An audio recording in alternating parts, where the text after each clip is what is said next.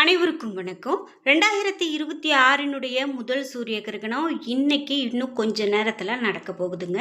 இந்த சூரிய கிரகணம் நெருப்பு வளைய சூரிய கிரகணம், அதாவது ஒரு தீப்பிழம்பு போல தெரியக்கூடிய ஒரு வளையம் போல இருக்கக்கூடிய சூரிய கிரகணம் நடக்க இருக்கு.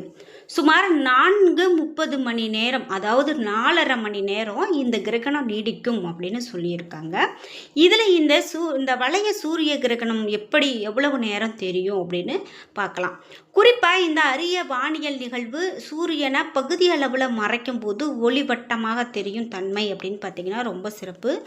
இந்த கிரகணம் அப்படின்னு பார்த்தீங்கன்னா இந்த ஆண்டில் நடக்கக்கூடிய ஒரு முக்கிய நிகழ்வாக பார்க்குறாங்க. இந்த கிரகணத்தால் இன்னும் என்னென்ன விஷயங்கள்லாம் சொல்லப்பட்டிருக்கு, இந்த கிரகணம் எந்த நேரத்தில் தொடங்கி எப்போ முடிய போகிறது, கிரகணம் நமக்கு ஏதாவது பாதிப்பை ஏற்படுத்துமா, இந்த கிரகணம் அப்படின்னு பார்த்தீங்கன்னா அதிகபட்சமாக எவ்வளவு நிமிடங்கள் எவ்வளவு நேரம் இருக்கும், எந்தெந்த நாடுகளில் தெரியும், அதே போல் அடுத்தடுத்த கிரகணங்கள் எப்போ, இதை பற்றி எல்லா தகவலையும் நம்ம இந்த வீடியோவில் பார்க்கலாம். வீடியோ கண்டிப்பாக உங்களுக்கு ரொம்ப பயனுள்ளதாக இருக்கும். கடைசி வரைக்கும் ஸ்கிப் பண்ணாமல் பாருங்கள். இந்த கிரகணத்தை பற்றி நீங்கள் என்ன நினைக்கிறீங்க அப்படிங்கிற உங்களுடைய கருத்துக்களை கமெண்ட் பாக்ஸில் பதிவிடுங்க. நீங்கள் இன்னும் உற்சாகம் டிவி சேனலை சப்ஸ்கிரைப் பண்ணாமல் இருந்தால் சப்ஸ்கிரைப் பண்ணிக்கோங்க. கூடவே இருக்க பெல் ஐக்கானை மறக்காமல் கிளிக் பண்ணிடுங்க.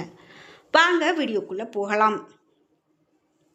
இந்த வீடியோ பார்த்துட்டு இருக்கக்கூடிய உங்கள் வாழ்க்கையில் ஒரு தொழில் தொடங்கி நம்ம நல்ல முறையில் முன்னேறணும் அப்படின்னு நினைக்கிறீங்க.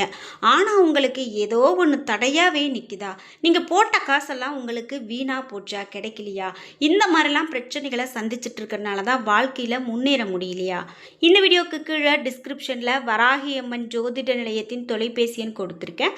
அந்த எண்ணுக்கு தொடர்பு கொண்டு பேசி பாருங்கள். கண்டிப்பாக உங்கள் வாழ்க்கையில் இருக்கக்கூடிய எல்லா பிரச்சனைகளுக்கும் சரியான தீர்வு கிடைக்கும். சரி, இந்த 2026ஆம் ஆண்டினுடைய முதல் சூரிய கிரகணம் பிப்ரவரி 17ஆம் தேதி நெருப்பு வளைய வடிவில் நிகழ இருக்கு அப்படின்னு சொல்லியிருக்காங்க. முக்கியமாக 4:30 மணி நேரம் அரிய நிகழ்வாக இருக்கும் அப்படின்னு சொல்லப்பட்டிருக்கு. இந்த சூரிய கிரகணம் அப்படின்னு பார்த்தீங்கன்னா அமாவாசை நாளில் ஏற்பட இருக்கு அப்படின்னு சொல்லலாம். இது சாதாரண கிரகணம் கிடையாது, நெருப்பு வளைய சூரிய கிரகணம்.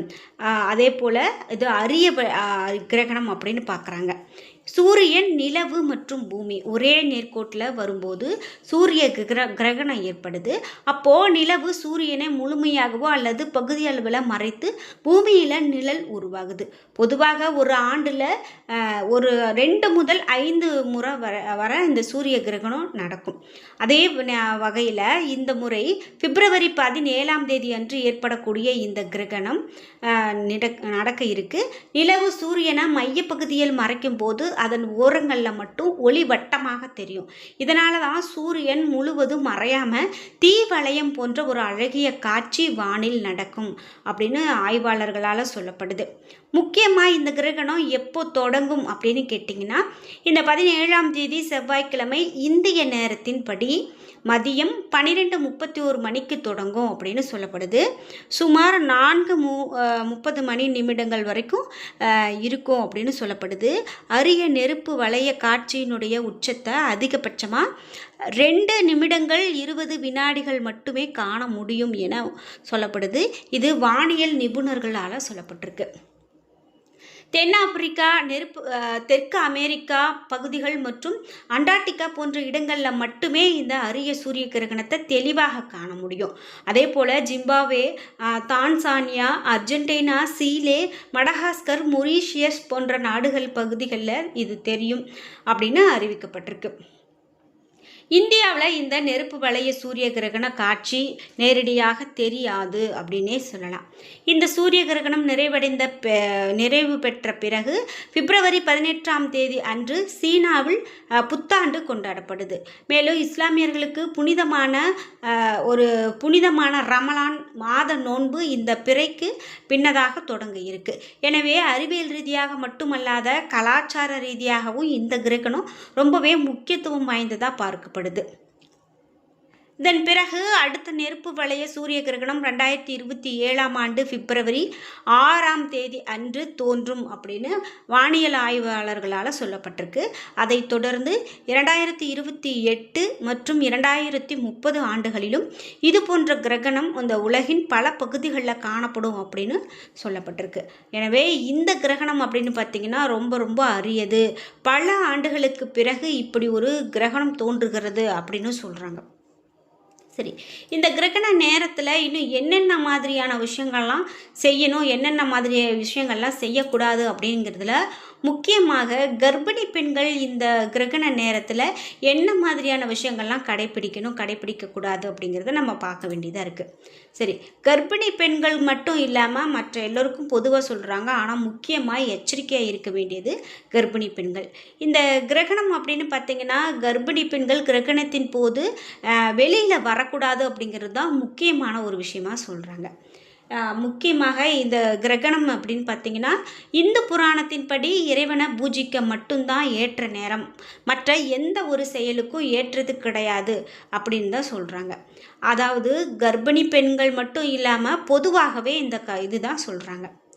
முக்கியமாக இந்த நேரத்தில் எந்த ஒரு முக்கியமான முடிவுகளையும் நாம் எடுப்பதை தவிர்க்கணும். புதிய திட்டங்களை எதுவும் செயல்படுத்துவது கூடாது. சந்திரன் மனோகாரகன் என்பதால் மன சஞ்சலம் தரக்கூடியவராக இருப்பார் அப்படிங்கிறதுனால மிக கவனமாக இருக்கணும் அப்படின்னு சொல்லப்படுது. பொதுவாக கிரகண நேரத்தில் அனைவரும் சாப்பிடுவதை தவிர்க்கிறது ரொம்ப நல்லது. கர்ப்பிணி பெண்களும் சாப்பிடாம இருக்கிறது ரொம்ப நல்லது. முடிந்தால் தண்ணீர் எடுத்துக்கொள்ளாமல் இருக்கலாம். வேண்டுமென்றால் கொதிக்க வைத்த நீரை ஆற வைத்து குடிக்கிறது ரொம்ப நல்லது. இதெல்லாம் நம்ம பார்க்கும்போது ஆன்மீக ரீதியாக, ஜோதிட ரீதியாக அப்படி இப்படின்னு சொல்கிறத விட அறிவியல் ரீதியாகவும் இதை தான் சொல்கிறாங்க. நம்ம முன்னோர்கள் இதை தான் நமக்கும் சொல்லி இருக்காங்க.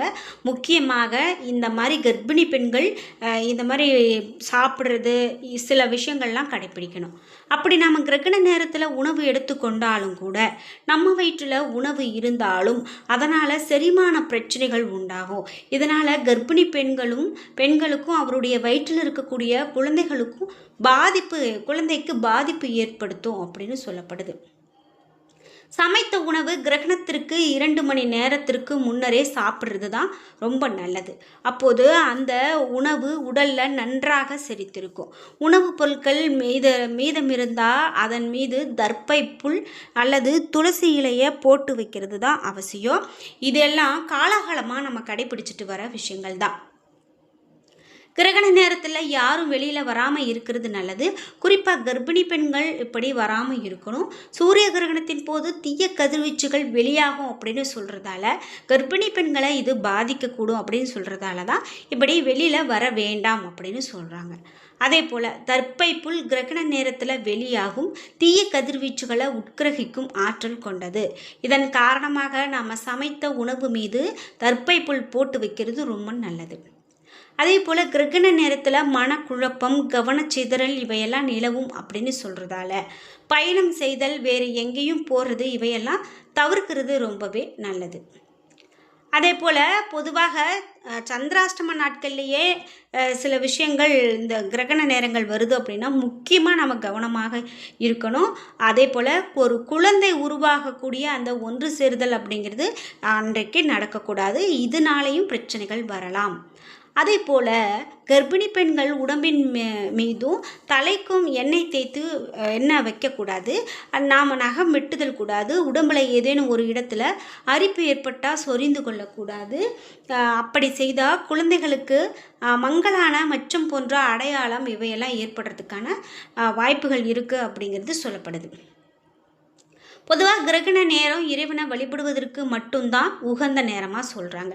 இந்த நேரத்தில் நாம் இறைவனை துதிக்கிறதால சாதாரணமாக நாம் வழிபாடு செய்கிறதுக்கும் நமக்கு கிடைக்கக்கூடிய பலனுக்கும் 100 மடங்கு பல மடங்கு பலனை இந்த நேரத்தில் நம்மளால் அதிகமாக பெற முடியும் அப்படின்னு சொல்கிறாங்க. கர்ப்ப காலத்தில் அந்த பெண் இறை வழிபாடு செய்வதும் புராண கதைகளை படிப்பதால் அந்த குழந்தைகளுக்கு நல்லொருள் கிடைக்கும் என்பதும் சொல்லப்படுது. அதே போல் கிரகண நேரத்தில் இதை செய்தால் பல மடங்கு நற்பலன்கள் கிடைக்கும். கர்ப்பிணி பெண்கள் மட்டுமல்லாமல் மற்ற நபர்கள் இறைவனின் மந்திரங்களை கூறி வழிபாடு செய்வது மிக மிக நல்லது அப்படின்னு சொல்லப்படுது. என்ன நண்பர்களே, இன்றைக்கி வீடியோவில் நம்ம முக்கியமாக இந்த கிரகணத்தை பற்றி நிறைய விஷயங்கள் தெரிஞ்சுக்கிட்டோம். வீடியோ கண்டிப்பாக உங்களுக்கு ரொம்ப பயனுள்ளதாக இருந்திருக்கும். வீடியோ பிடிச்சிருந்தா லைக் பண்ணுங்கள், ஷேர் பண்ணுங்கள், கமெண்ட் பண்ணுங்கள். நீங்கள் இன்னும் உற்சாகம் டிவி சேனலை சப்ஸ்கிரைப் பண்ணாமல் இருந்தால் சப்ஸ்கிரைப் பண்ணிக்கோங்க. கூடவே இருக்க பெல்லைக்கான மறக்காமல் கிளிக் பண்ணிடுங்க. நன்றி வியூவர்ஸ்.